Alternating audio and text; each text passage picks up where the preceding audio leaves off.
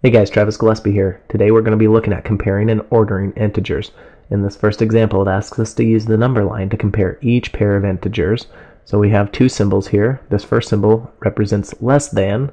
The second symbol represents greater than. So let's get started. I have -2 and +2 here. So the first thing I want to do is just graph them on the number line. So I'm going to start at 0 and I'm going to graph -2. -1, -2, so -2 is here on the number line. And if I want to graph +2, well, I could start at 0, move 1, 2 units to the right, and graph it. Now remember, the further away you are from 0 to the right in a positive direction, I'll just write that positive symbol here, then the number is going to be larger compared to any number that is below it on the number line. So the farther away you are from 0 on the number line, the smaller you are. So we'll write the negative sign here. So which value is smaller, which value is larger is the question.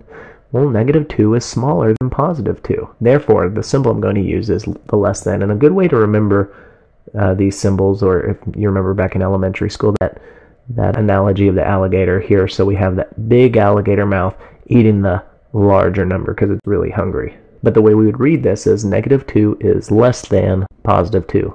Let's look at another.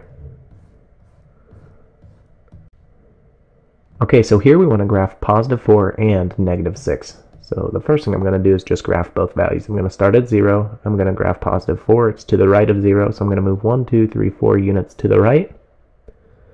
Here's +4. Now going back to 0, I'm going to graph -6. It's -1, 2, 3, 4, 5, and 6, so I can graph -6 here.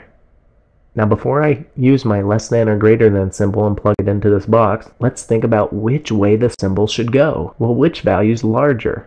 We can see that 4 is to the right of 0, while -6 is to the left of 0. Therefore, +4 is the larger number. I'm just going to write larger here. And we could write smaller over here. So again, going back to that elementary example, that alligator, well, the alligator is going to eat the larger number, so the mouth is going to open up towards 4. So therefore, the way we'd write this is 4 is greater than -6.